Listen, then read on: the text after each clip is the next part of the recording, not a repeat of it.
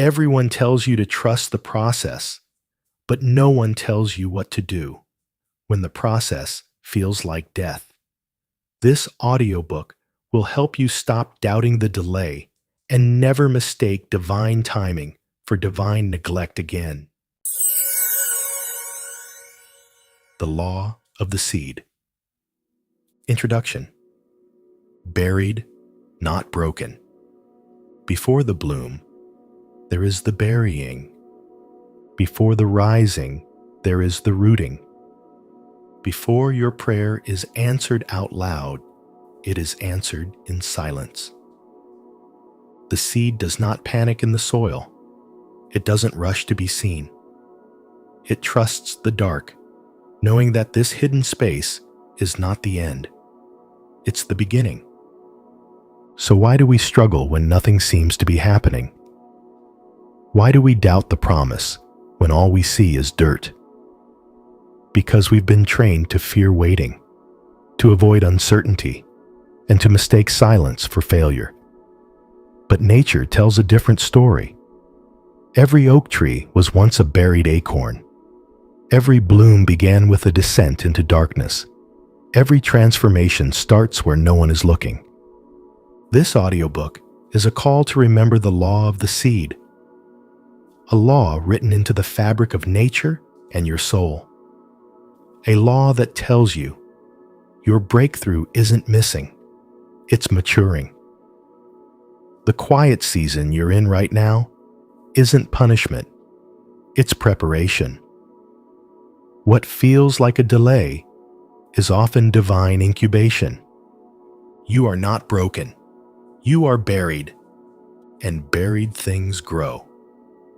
Together, we will explore the spiritual laws inherent in nature.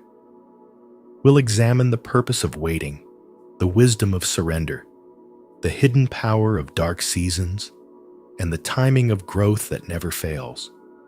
You will learn to see your own journey differently, not as a series of missed chances, but as a sacred unfolding that cannot be rushed. By the time this journey ends, you will no longer fear the silence. You will understand it. You will no longer resist the waiting. You will trust it. And you will begin to sense something miraculous stirring beneath the surface, because it is. Chapter 1. The Hidden Law. There's a law older than any written scripture, older than any civilization, and it's etched into every leaf, every root, every sunrise. The law says, nothing that grows begins fully formed. All things begin hidden. We live in a world obsessed with visibility, followers, recognition, validation. We often mistake what is visible for what is valuable, but the law of the seed teaches the opposite. It says the most sacred things start unseen. The invisible world precedes the visible. The unseen determines the seen. When a seed is planted, there's no celebration, no lights, no applause. It sinks into darkness. It disappears. And to the untrained eye, it looks like loss, like death, like nothing. But that seed knows the law. It follows the blueprint of growth. Descend first, then ascend. This is where so many give up, in the descent, in the part of the process where nothing seems to be happening, but everything is happening. The outer shell is softening. The old identity is cracking. The inner code is activating. What appears to be stillness is actually a well-crafted strategy. Nature never rushes, yet everything blooms in season. The law of the seed is not just a metaphor. It's a mirror. It reflects back to you the pattern of how manifestation unfolds in your own life. That dream you have, that healing, that calling, if it's buried right now, it's not lost. It's simply in stage 1, the hidden phase. The introduction reminded you that buried things grow. Chapter 1 shows you why. This hidden phase is sacred because it removes ego. It purifies desire. It tests whether you want the fruit or the roots. In this quiet place, when nothing outside of you is affirming the vision, you learn to trust something deeper. The inner yes, the soul's compass, the whisper of God. Neville Goddard often said, "Assume the feeling of the wish fulfilled." But he didn't mean to rush to the end. He meant to embody it even when it's invisible. The seed does not doubt its identity because it's underground. It carries the blueprint. It holds the vision, and so must you. What if your stillness right now isn't a setback, but alignment? What if your darkness isn't emptiness, but incubation? What if your delay is not a detour, but divine design? The seed must surrender to the process. It does not resist the soil. It does not demand the sun before it's ready. And here lies the lesson. If you want to grow, you must trust the hiddenness. Not just tolerate it, honor it. Growth without roots leads to collapse. Manifestation without preparation leads to overwhelm. The law of the seed protects you from this. It grows you underground before it reveals you above. So the next time you feel unseen, uncelebrated, unacknowledged, remember the seed. Its power lies not in being seen, but in knowing what it carries. Just because no one claps for your process doesn't mean it's not holy. The blueprint of nature is not hurried. It is not reactive. It is certain, and that same certainty is within you. Before you bloom, you must be buried. Before you rise, you must root. Chapter 2 will show you what kind of soil your soul needs to grow, and why surrender, not struggle, is the most fertile ground of all. But for now, breathe. You're not behind. You're becoming. The law is working, even in the dark.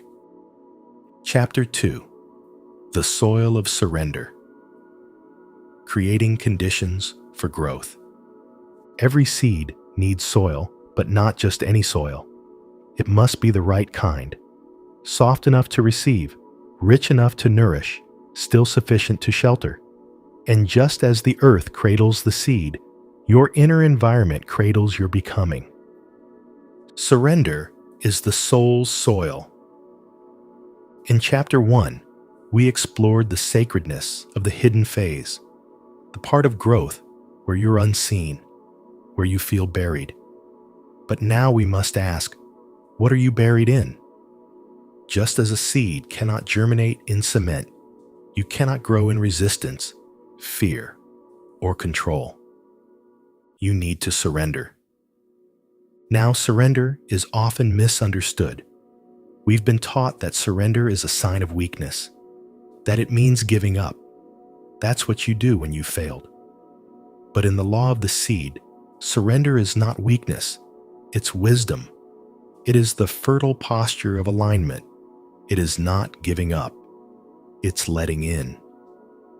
Surrender is the way the seed yields to the soil. It stops fighting the dark. It lets go of needing to be seen. It no longer tries to control the rate of its growth. It dissolves into the process, and in that surrender, it finds power. The human mind, especially in this age of instant gratification, struggles with this. We want to hustle. We want to push. We want to force things to happen on our terms, on our timeline. But here's the paradox. Manifestation is not forced into existence. It is allowed into form. Neville Goddard taught that creation is finished. That which you desire already exists in the invisible. So the role of the soul is not to make it happen, but to align with it, to allow it through a state of being. Surrender is how you till the ground. It is how you soften your frequency. It is how you match the vibration of what you're calling in. Think of surrender as the sacred loosening of clenched fists. It's where your prayer stops being a plea and becomes a posture. You stop asking from a place of lack and start living in trust. Not passively, but receptively.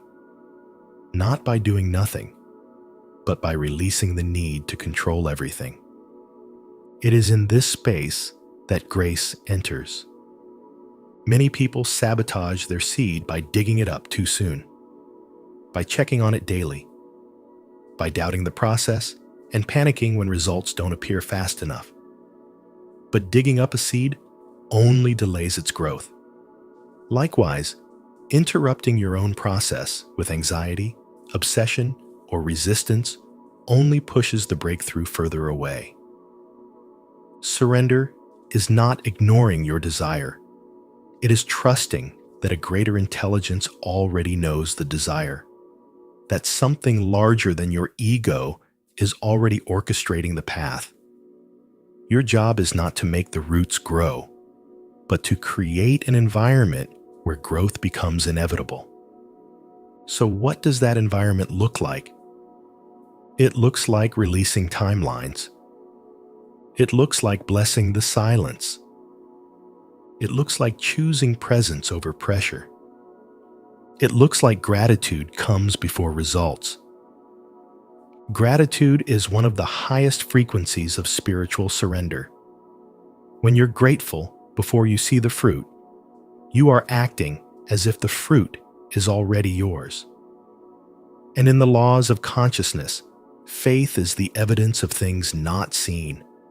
You don't wait to be thankful once it happens. You become grateful, and that vibration draws the unseen into form. Surrender is the soil where certainty takes root. Not the certainty of how, but the certainty of knowing.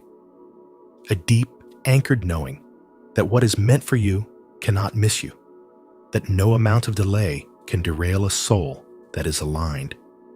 In sacred texts, this is echoed again and again. Be still and know. Trust in the Lord with all your heart and lean not on your own understanding. Cast your cares. These are not weak words. They are spiritual technologies. Stillness is not stagnation. It's sovereignty.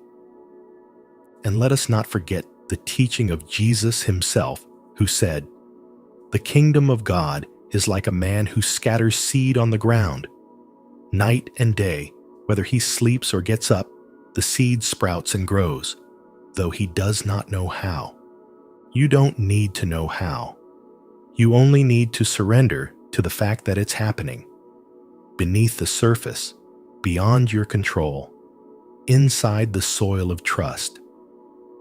This doesn't mean you stop taking action, but now your action becomes inspired, not frantic. It becomes intuitive, not forced. You plant, you water, you wait, and you surrender the rest. The soil never tells the seed when to grow. It simply provides the space where growth becomes possible. So if you feel like nothing's moving, ask yourself this: am I still clinging, or am I surrendering? Am I trying to force the flower to bloom, or am I trusting the timing of the garden? Because the truth is this: the more you surrender, the deeper your roots go. And the deeper your roots, the higher your harvest. In Chapter 3, we will venture even deeper into the darkness itself. We'll explore why the space you fear the most, the uncertainty, the unknown, the silence, is not empty after all, but holy. And we'll uncover how your greatest expansion begins in the places you thought were dead ends. But for now, rest, breathe, loosen the grip, because the moment you stop trying to grow is often the moment you finally do. The seed doesn't need to prove itself. and neither do you. Let the soil hold you. Let surrender feed you. The miracle is already in motion. Chapter 3. Darkness has a purpose. Why you're not supposed to see yet. We've reached a part of the process that no one likes to discuss. The part where you can't see anything happening. The part where you begin to question whether anything is happening at all. This is the darkness. Not the darkness of evil, but of mystery, of sacred hiddenness. And according to the law of the seed, this darkness is not a mistake. It is necessary. In Chapter 1, we explored the law that all growth begins hidden. In Chapter 2, we learned that surrender creates the environment where the seed can unfold. Now, we face the part of the journey where even surrender feels quiet, where the process moves underground, out of sight, beyond reason. Here's what you must remember. Just because you can't see the miracle doesn't mean it's not working. It means it's working where it matters most, beneath the surface. The darkness is not the end, it's the womb. When you close your eyes, where are you? You're in the void, the unknown. But that's also where vision begins. Before anything is born in the outer world, it gestates in darkness. The seed is not afraid of the soil. The baby is not afraid of the womb. Why? Because both are designed to protect unseen growth. So why are we afraid of the dark? Why do we panic when we can't see the outcome? Because we've trained ourselves to find safety in sight. But manifestation doesn't happen in sight. It happens in belief. Faith is the substance of things hoped for, the evidence of things not seen. The darkness tests your substance. Spiritual blindfolds and divine trust. There are moments in your journey when God, or Source, or the universe puts a spiritual blindfold over your eyes, not to punish you, but to grow your trust. Because when you can't see the outcome, you're forced to rely on something deeper, your inner compass, your knowing, your alignment. You stop chasing signs and start becoming the signal. This is where ego dies and soul awakens. You stop asking, when will it happen? You start saying, even now it is happening. You stop needing external proof. You start becoming internal evidence. This is not spiritual delusion, it's spiritual maturity. Nature doesn't rush the dark. Look around you. In nature, every great thing begins in darkness. Seeds are buried underground. Stars are born in the blackness of space. Butterflies are formed in the sealed darkness of a cocoon. Even the universe itself began from a singularity, complete mystery, complete stillness, complete unseen potential. The darkness is not lifeless. It is loaded. It holds everything you've asked for in its becoming. So when your reality feels quiet, delayed, or undefined, know this: you are not abandoned. You are becoming. Silence is the language of creation. The seed does not scream as it splits. The earth does not roar as it shifts for roots. Growth is often silent, so silent we miss it. This is why stillness is not emptiness. It's encoded movement. Stillness carries the signal of life reorganizing itself on your behalf. When you are still, you are in sync with the field. When you embrace the silence, you allow the unseen to speak. And what it tells you is simple. You're not late. You're layered. You're not stuck. You're settling deeper. Chapter 2 reminded us that surrender creates space for the roots to grow. Now we realize the darkness is the midwife of those roots. It holds your dream like a cradle. It does not reveal progress yet because the blueprint is still activating. You wouldn't dig up a baby seedling just to see if it's growing. So why do that with your own process? Trusting what's working without your witness. This is perhaps the highest form of faith.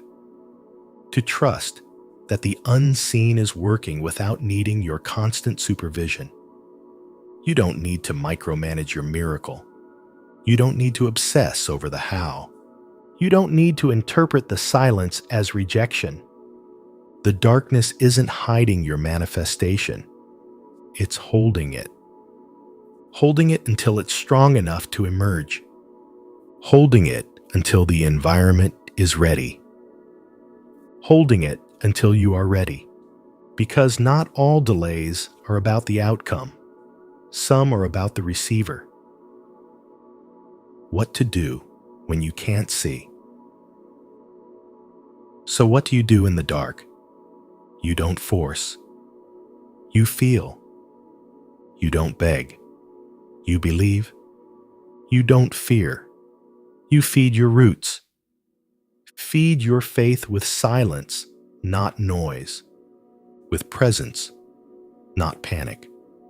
With trust, not timelines. This is not passive waiting. It's active trusting.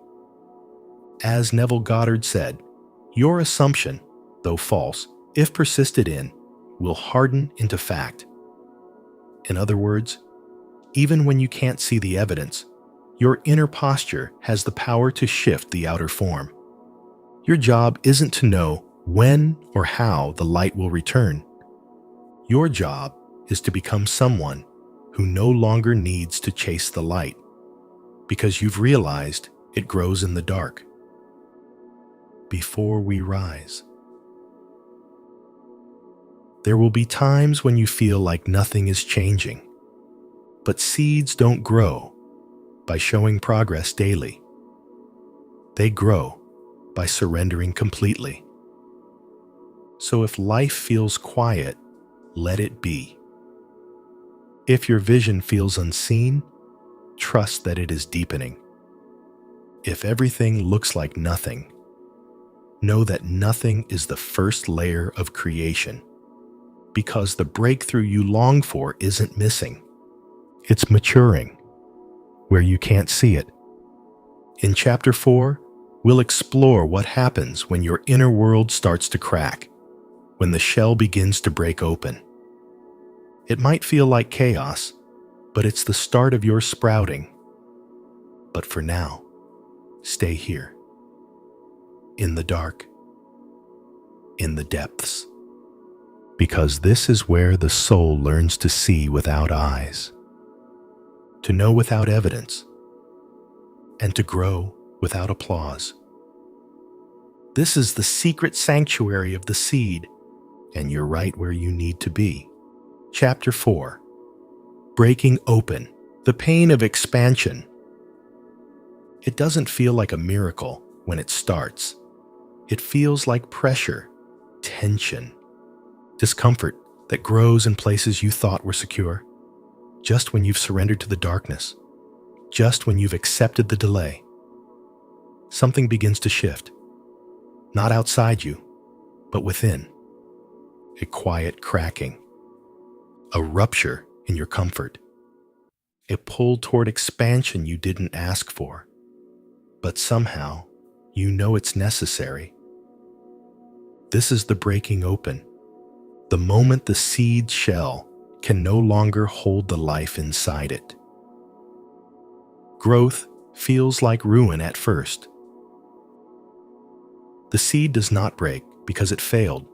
It breaks because it fulfilled its purpose. What once protected you, your routines, your stories, your limitations, starts to feel too small. You're not being destroyed.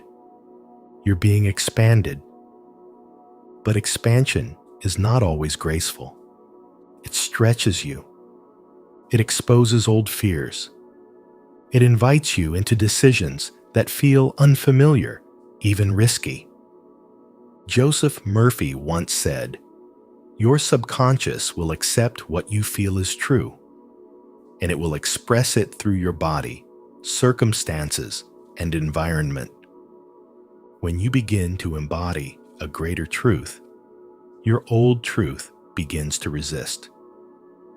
And that resistance can feel like things are falling apart. But hear this: the life inside you is not trying to destroy the shell. It's trying to live beyond it. The pressure is proof. So many people interpret pressure as a sign to stop.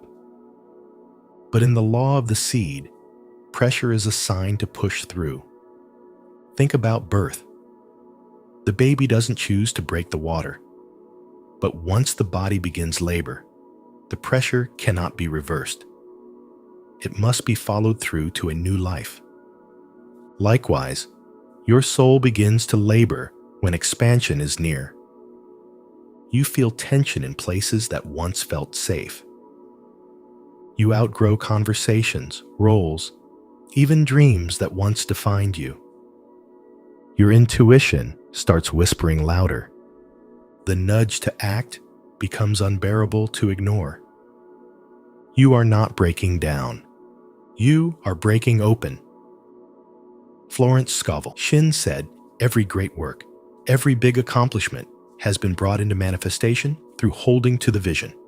And often just before the big achievement comes apparent failure and discouragement. That moment, apparent failure, is often the final contraction before birth. Do not mistake the discomfort for disqualification. This is not a sign you've done something wrong.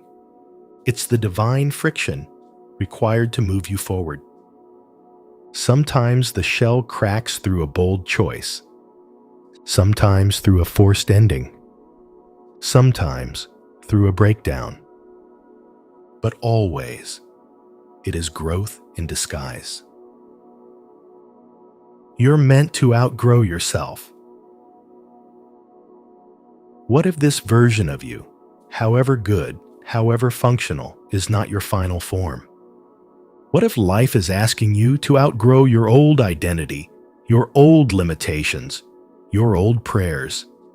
Neville Goddard often reminded us that you cannot rise to a higher level of consciousness unless you are willing to leave behind your present concept of self. That means something must crack. Something must give. The ceiling you thought was the sky must be broken open. You may feel vulnerable, but this is sacred vulnerability. It's the place where creation begins to rise from the dirt. How to stay grounded while cracking open. So, how do you navigate the pain of expansion? Stay in the body. When life feels unstable, breathe into the present moment. Let your nervous system know it's safe to grow. Bless the discomfort. It's not punishment, it's preparation. Don't rush to reassemble. Let the old identity fall away before trying to define the new one. Speak life. Use affirmations and imaginal acts to stay aligned with where you're going, not where you've been. Lean into trust. If the seed could speak, it might say, "I don't understand this breaking, but I trust what it leads to." Breaking is becoming. You've passed through hiddenness, You've waited in surrender. You've anchored in trust. Now, life is pushing you into form. But just as the sprout must tear through the earth, you must now tear through your past. This is not a loss, it's a liberation. And when you break open fully, you will not find emptiness. You will find light, because what grows from the seed was always inside it. Now, it's being set free. In Chapter 5, we'll explore the next step, rooting before results. Because even after the breaking, you're not rising just yet. You're being stabilized. You're being strengthened. But for now, let the shell fall. Let the discomfort move you. Let the cracks be holy. Because the seed never grows by staying whole. It grows by being willing to open. Chapter 5, Roots Before Results. Building the unseen foundation. You've been buried. You've surrendered. You've sat in the dark. Now comes something equally important: depth. Before anything breaks through the surface, it must first go down. Before the tree reaches for the sky, it sends its roots into the unseen. And this is where many give up. Not during the waiting, but just before the rising. Why? Although this stage appears to be a struggle, it's actually a structure. It feels like silence, but it's strengthening. Chapter 4 showed you that cracking open leads to a breakthrough.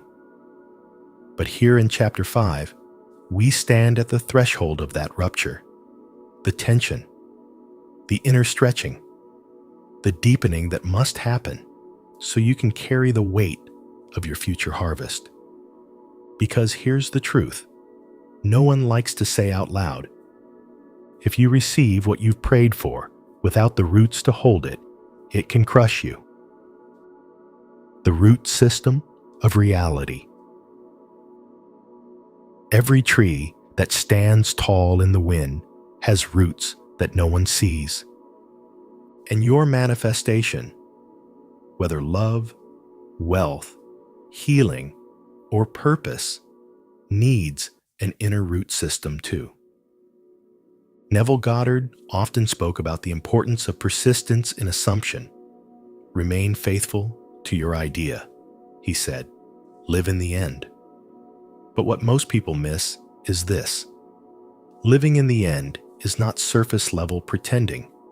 It's a deep, energetic conviction. And that conviction is built below the surface, where no one claps, no one posts, and no one sees. That's your root work. It's not about how loud your affirmations are. It's about how deep your identity runs. Do you know you're worthy? Do you know it's already done? Because if you don't, the result won't last even if it shows up. What appears externally must align with what has been established internally. And that's why roots must come before results. Joseph Murphy taught that the subconscious mind is the soil in which all ideas are planted. He wrote, "Your subconscious mind takes the orders you give it based upon what your conscious mind believes and accepts as true." In other words, your results are growing from the roots of your beliefs. So ask yourself, what have I been planting? What silent agreements have I made with fear? What repetitive thoughts have I buried in my inner field? Because the universe is not responding to your surface level desire. It's responding to your dominant vibration. That vibration is formed in the soil of repetition, emotion, and belief. You don't just attract what you want. You attract what you've prepared for. So while it may feel like nothing is happening, Your unseen beliefs are either rooting your future in certainty or sabotaging it in silence. Florence Scovel Shinn taught that the game of life is a game of boomerangs. Our thoughts, deeds, and words return to us sooner or later with astounding accuracy. That's the root law. Your life isn't random, it's rhythmic. It mirrors your inner programming with precision. So in this stage, don't panic if results aren't visible yet. Ask instead, what am I still rehearsing internally? Am I affirming the outcome I desire, or the fear that it won't come? Your internal atmosphere is the root system of your reality, and it must be established before the evidence appears. Why many manifestations collapse? This may sound harsh, but it's spiritually honest. Some people are asking for branches they haven't rooted for. They want love, but haven't rooted in self-worth. They want wealth, but haven't rooted in abundance consciousness. They want success, but haven't rooted in service, structure, or vision. And so, if the result arrives too soon, it either slips away or overwhelms them. This is not divine cruelty. It's divine protection. The law of the seed doesn't just want you to get the thing. It wants you to become the version of yourself who can sustain it. Roots are not glamorous, but they are glorious, because they allow you to rise without falling. Rooting into your identity. Let's take this even deeper. Roots don't just stabilize, they identify. A tree is rooted in the land it draws life from. You too must root yourself in your true identity. Neville Goddard said, "Change your conception of yourself, and you will automatically change the world in which you live." So this stage is not about hustling harder. It's about returning to who you already are, before doubt, before programming, before fear taught you to shrink. Ask yourself, who am I when I stop chasing and start choosing? Who am I when I live as if it's already done? Who am I when I let the old identity fall away? Because manifestation isn't about pulling something in. It's about becoming something aligned. And that begins in the roots. Tending the roots. Practical ways to deepen. So, how do we build these roots? Daily repetition. Reaffirm your chosen identity with conviction. Not begging, being. Subconscious reprogramming. Use visualization, hypnosis, or journaling to overwrite limiting patterns. Stillness and meditation. Remember, Chapter 3, silence is where roots deepen. Selective input. What you consume becomes the fertilizer. Guard your ears, eyes, and attention. Gratitude. Before evidence. Every thank you is a root that says, I know it's already mine. Your roots know the way. Roots don't rush. They don't need applause. They don't beg the sky to notice them. They simply know. So must you. Your foundation is being laid. Your alignment is being set. Your soul is being prepared to carry something greater than before. Let others chase surface wins. Let others panic at delay. You are building something that cannot be shaken. In Chapter 6, we'll explore what happens when life feels delayed, not because you're unworthy, but because the timing is sacred. We'll decode the deeper wisdom behind divine delays and how they serve your expansion. But for now, root in identity, in trust, in knowing. Because when your roots run deep enough, nothing can stop you from rising. Chapter 6. The delay is divine.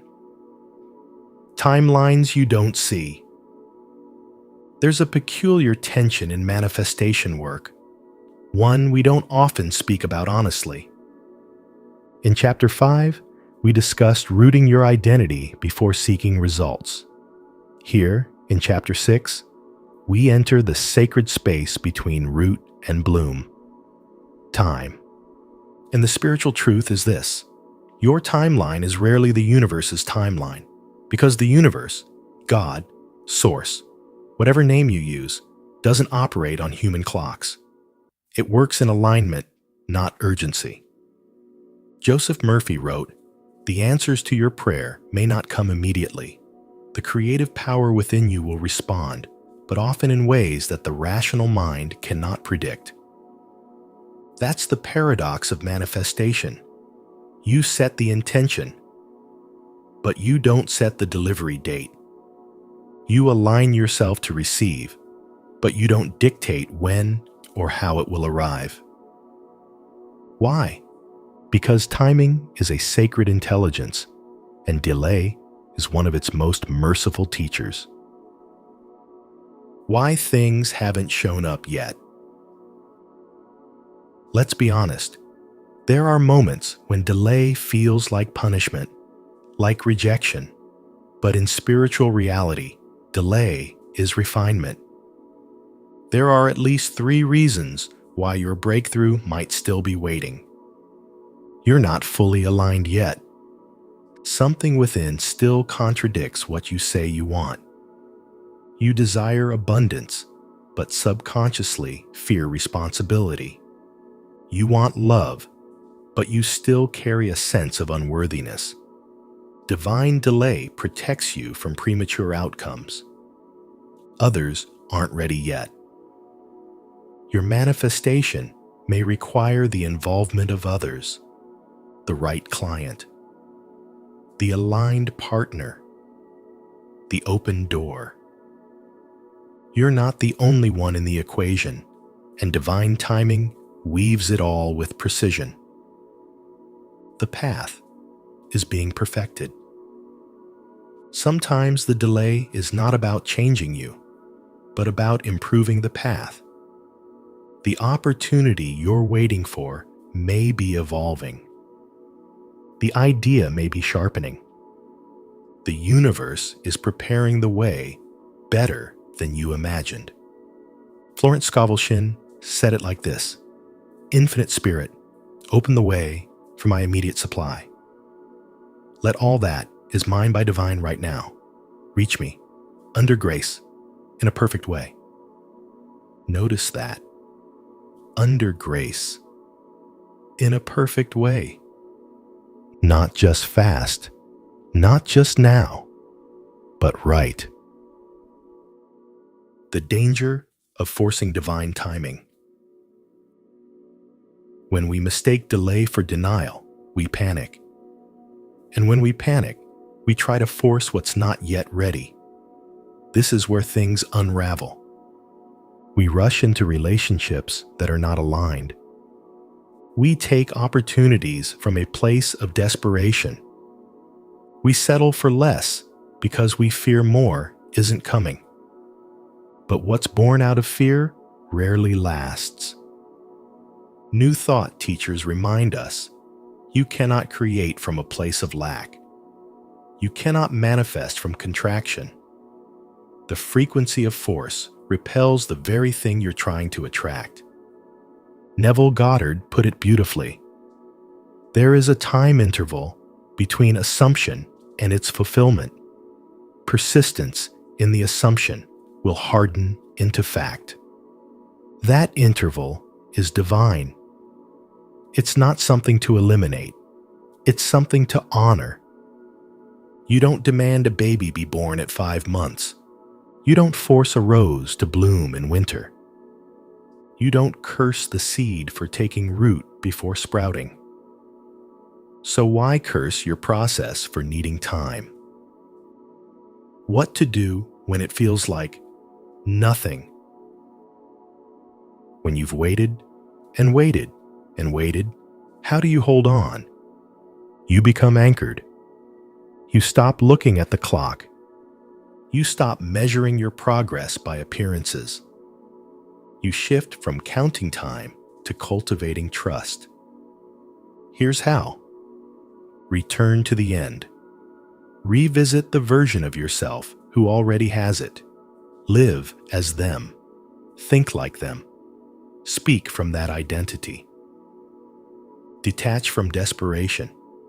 Neediness clouds reception. Detachment doesn't mean you don't care. It means you trust it's coming in the right form. Feed the field. Keep blessing others. Keep giving love. Keep living generously.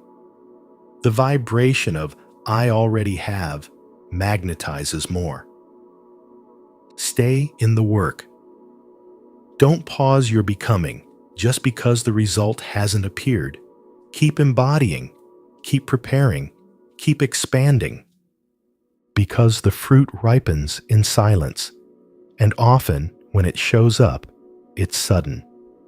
But it was never instant. When the answer comes, it will be obvious. Ever had a moment when something just clicked? The door opened. The person showed up. The opportunity aligned. And it felt so obvious, like it had been waiting for you all along. That's divine timing. It's not a whisper. It's a resounding yes. A full body alignment. A divine echo of now. And when it happens, you'll understand why the delay mattered. You'll see how perfectly the waiting shaped you. You'll realize that what you wanted would have overwhelmed the version of you who asked for it months ago. So trust the intervals. Trust the silence. Trust the divine choreography. Preparing to receive with grace. The universe doesn't operate with emotional haste. It operates with energetic intelligence. So prepare, not with panic, but with poise. Not with force, but with faith. As you wait, keep the vision active. Keep your inner world clear. Continue to show up as the version of you who is ready. Because delay is never waste, it's wisdom. And when your appointed moment arrives, it won't be late. It will be exact. But for now, honor the pause, bless the delay, and know this: the universe is never late. It's just preparing you for something precise, powerful, and permanent. Your roots are ready. Your timing is sacred. Your moment is on its way. Chapter 7. When it sprouts, it's sudden, but it was never instant. One morning, it's just soil, still, silent, unchanged. Next, there's a sprout, green, alive, undeniable. To the eye, it seems like it happened overnight, but the seed knows the truth. It's been working, breaking, rooting, reaching, all along. Breakthroughs often feel sudden, but they are never instant. They are the visible echo of invisible persistence. But let's be clear, the sprout is not a reward. It's a revelation of what's constantly been growing inside you. The myth of sudden success. We live in a culture addicted to instant results, viral fame, overnight riches, immediate validation. But this is a myth, a surface illusion. Joseph Murphy taught that the subconscious mind is always working, even when we can't see its effects. Whatever you impress on your subconscious mind is expressed on the screen of space as conditions, experiences, and events. So when the sprout appears, when the relationship comes, the door opens, the healing lands, it's not luck. Its alignment is becoming visible. You've been impressing it, persisting in it, becoming it. And now it emerges. Why sudden doesn't mean unprepared. Florence Scovel Shin once said, "What you do not see is that you are not ready to receive what you want. But the moment you are ready, truly ready, the way will open." This is why your breakthrough feels sudden. Because the moment your vibration aligns with the vision, reality responds quickly. Not because the universe changed, but because you did. The unseen work, the quiet healing, the daily alignment, the refusal to give up, is what created the inner infrastructure. The outer shift is simply the fruit of that hidden faith. You didn't make it happen overnight. You became someone who could hold it. Recognizing the sprout. Sometimes the sprouting doesn't look like fireworks. It looks like a phone call, a sudden opportunity, a conversation that feels divinely timed, a slight nudge of clarity that changes your direction. If you're too busy looking for dramatic signs, you might miss the humble beginnings of your harvest. Remember, the oak tree begins as a tiny sprout. Your miracle may not shout. It may whisper. But its presence is proof that the process has worked. So how do you recognize it? It aligns, not forces. You don't have to squeeze it into place. It fits. It brings peace, not pressure. Even if it stretches you, it carries an inner yes. It feels familiar, even if new. Why? Because your soul's been rehearsing this. When it sprouts, it won't feel foreign. It will feel like something you've known all along, because you have, in silence, in surrender, in identity. The world will say, overnight success. Let them. They weren't with you in the dark. They didn't see you show up in silence. They didn't watch you keep the faith when nothing was happening. So when the results bloom, don't rush to explain. Don't water down the mystery. Just smile and know you've been becoming for a long time. Neville Goddard taught that persistence in the unseen assumption must lead to expression in form. This is the fruit of that persistence. You're not lucky. You're aligned. You're not early. You're right on time. Staying steady in the bloom. Here's the final key. Just because it sprouted doesn't mean your work is done. A sprout still needs light, still needs water, still needs protection from distractions, doubt, and ego. Sometimes, the most dangerous season isn't the waiting, it's the receiving. Because the ego wants to take credit. The fear wants to sabotage. The old self wants to crawl back in. So stay rooted. Stay in gratitude. Stay in stewardship. Stay in surrender. Let the bloom grow on its own terms. And let your faith deepen, not diminish. Looking back with reverence. You'll look back at the dark days and thank them You'll look at the moments of delay and smile. You'll remember the seed that broke in silence and realize nothing was ever wasted. Every moment prepared you. Every prayer shifted something. Every pause held purpose.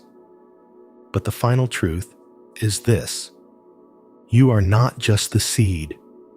You are also the sower, the gardener, the field, the entire ecosystem of creation. Chapter 8 will reveal how to continue the cycle, not just receiving, but becoming a source and living as the bloom, and teaching others what it means to trust the process. But for now, pause. Look at the sprout. Hold the miracle gently. And know it wasn't sudden, it was sacred, and it was always coming. Chapter 8. The cycle continues. In Chapter 7, we explored the moment of breakthrough, the sprouting that seemed sudden, but was silently maturing all along. Now, we step beyond the bloom, beyond the answered prayer, and into the most sacred role of all: embodiment. Becoming the living field. The field doesn't only grow for itself, it gives oxygen to others. It feeds the hungry. It becomes shelter, medicine, and beauty.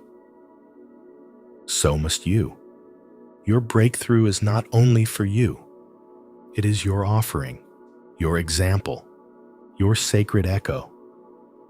Joseph Murphy taught that your subconscious is a field of divine intelligence. Whatever you impress upon it will grow, multiply, and return. But he didn't say it returns just to you. It returns through you. You have now become the fertile ground for others. Your story becomes the seed for someone else's hope. Your trust becomes the soil for another person's faith. This is how the law completes its loop. Passing on the pattern. Look back at what you've been through: the burying, the waiting, the surrender, the darkness, the rooting, the delay, the sprouting. This was never random. It was a divine blueprint, a pattern of becoming. And now, you carry that pattern inside you. You become a living manual for growth, not just to speak about it, but to be it. Florence Scovel Shin reminded us, man can only receive what he sees himself receiving. And now, you see, you've seen the pattern, walked it, lived it. And because of that, you can plant it in others, not through advice, but through presence. People will feel something in you now, a groundedness, a calmness. They may ask, why don't you rush anymore? Why do you seem so steady in uncertainty? Why are you at peace while others panic? And you'll smile, because you know you've been in the soil. You've been the seed. You've trusted the dark. You've bloomed without forcing. You've become the example the world needs. You sow differently now.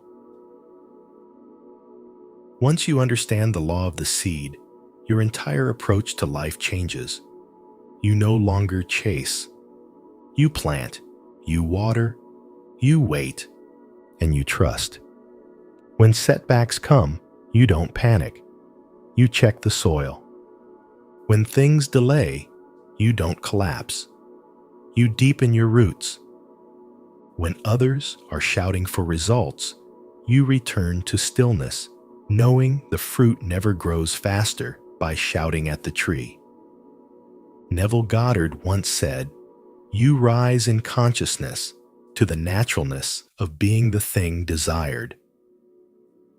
Now, you don't just visualize it, you live from it. Because you know how it grows, you've lived the pattern, and now you carry it everywhere you go, continuing the cycle. Your life will now have seasons: a season to plant again, a season to wait, a season to break open, a season to root, a season to bloom. And each time, it will feel new, but you'll also recognize the sacred rhythm. You'll move with trust, not tension. You'll surrender faster. You'll wait deeper. You'll bless the dark. You'll begin to love the parts others fear. Because now you know, there's no such thing as being buried forever. There is only incubation. And buried things grow. A word to those still in the soil. Maybe as you read this, you've already bloomed. But maybe you're still in the dark, still waiting, still rooting, still surrendering. If so, let this final message be your light. You are not behind. You are not forgotten. You are not cursed. You are not being punished. You are being prepared. You are not stuck. You are becoming. The delay is not a denial. It is divine architecture. The silence is not emptiness. It is a sacred strategy. The waiting is not waste. It is weaving something stronger within you. Every seed must be buried to bloom, and bloom you will. The final realization. You are both seed and sower. You are both ground and gardener. You are both the one becoming and the one helping others become. You are the cycle. You are the sacred rhythm. You are the living evidence that faith, when planted deeply, will rise. So, plant again. Surrender again. Grow again. Because the law of the seed isn't just about this breakthrough.